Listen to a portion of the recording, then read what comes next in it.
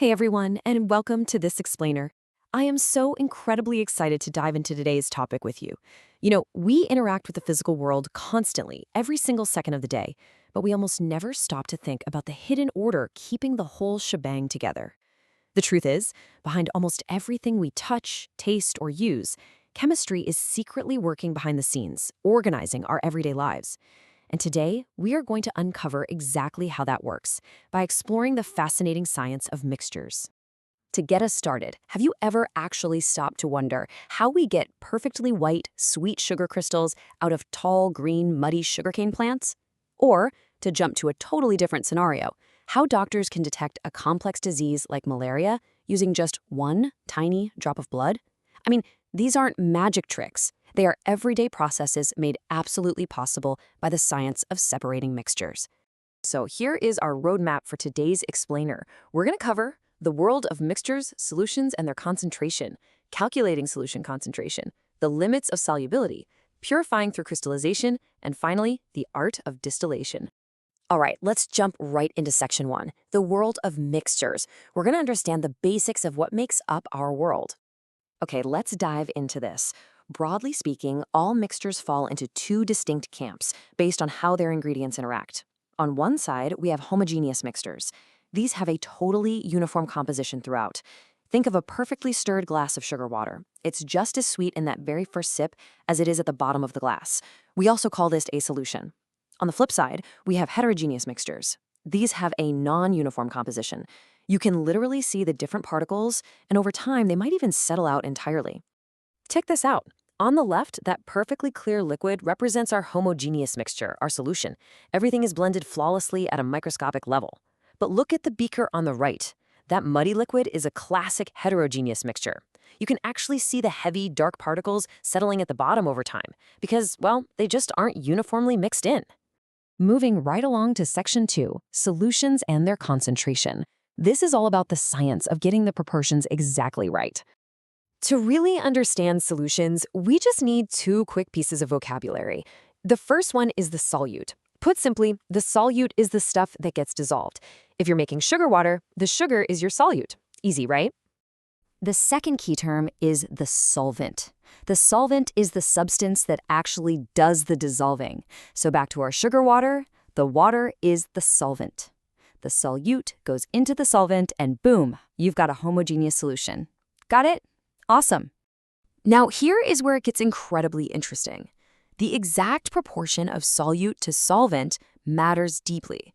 This is what we call concentration. It determines the exact amount of solute dissolved in your solvent.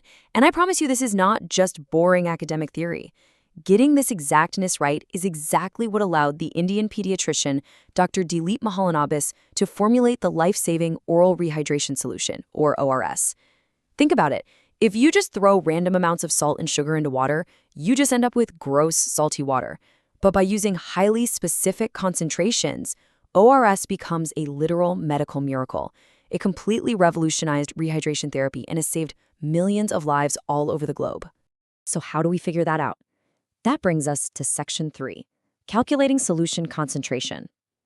These are basically the secret mathematical recipes of the universe. Let's see how this builds across 3 different calculation methods, all expressed as percentages. Now, I know this looks like a lot of math, but don't worry, it's actually super straightforward.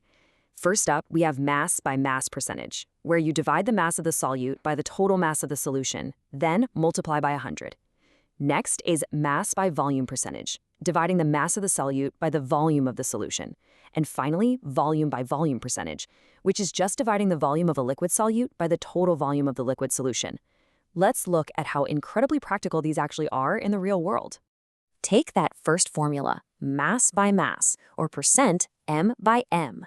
This tells us exactly how many grams of a solid solute are hiding inside 100 grams of the total mixture. And you interact with this every single day. Food manufacturers use this exact math on the nutritional labels of your packaged foods, things like milk powder or spice mixes, to show you precisely how much sugar, protein, or salt is packed into 100 grams of the product. Now for the second formula, mass by volume, or percent M by V. We use this when it's just way easier to measure the volume of a liquid rather than weighing it, which happens all the time in medicine. Take a look at a standard IV drip. A 5% glucose intravenous infusion uses this exact calculation.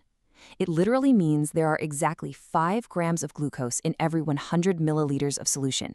Getting that precise ratio right is absolutely critical to safely replacing lost fluids in the human body. And for our third one, volume by volume or percent VV. We use this when we are mixing a liquid solute into a liquid solvent. A great example?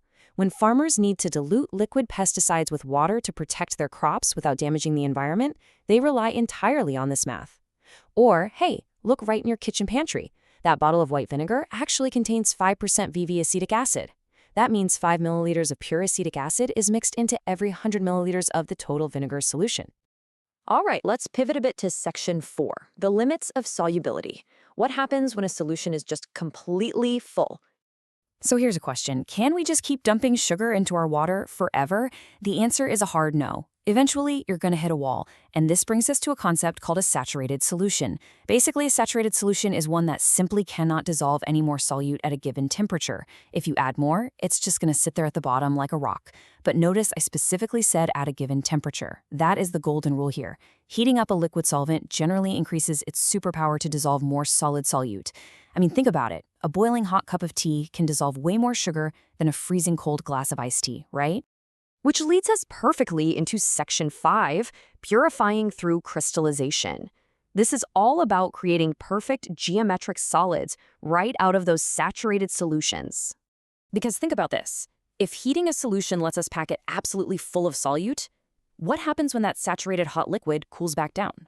Well, it triggers one of the most stunning physical processes in all of chemistry. When a hot, heavily saturated solution cools, it suddenly can't hold all that dissolved solid anymore. So the extra solid literally separates out into pure, regular geometric patterns, crystals.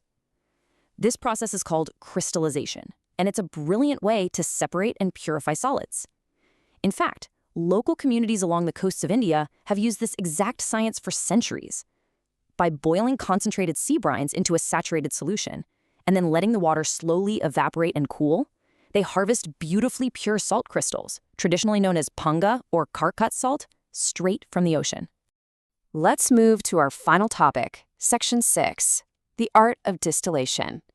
How do we separate liquids that have seamlessly mixed? So crystallization is fantastic for getting a solid out of a liquid. But what if we have a homogeneous mixture of two liquids that have perfectly, seamlessly blended together? How on earth do we pull them apart? We use distillation. Distillation takes advantage of a simple fact. Different liquids boil at different temperatures. By carefully heating a mixture, the liquid with the lower boiling point turns into vapor first. We then capture that vapor, pass it through a much cooler environment so it condenses, and collect it back as a totally pure liquid in a different vessel. It's this incredibly elegant cycle of boiling, vaporizing, and condensing. And this brilliantly illustrates how hard science meets pure art. In Kannauj, a town in Uttar Pradesh that is widely known as the perfume capital of India, artisans use a traditional distillation technique called the Deg Popka method. They take natural materials and get this, sometimes they literally capture the earthy scent of the ground right after the first rain. They heat these materials, capture those delicate low-boiling fragrance vapors, and then condense them to produce a highly sought-after natural perfume called Mitika Itar. Guys, they are literally using chemistry to distill the scent of rain. How cool is that? So, as we wrap up this explainer, I want to leave you with a thought. The next time you pour yourself a drink, check the nutritional label on your snack, or take a precisely concentrated medicine, take a second and ask yourself, what hidden science of mixtures is keeping it all together? Whether it's the crystallization of the sugar in your tea or the distillation of the perfume you wear, chemistry is quietly, perfectly organizing the entire world around you. Keep looking closely and never stop learning.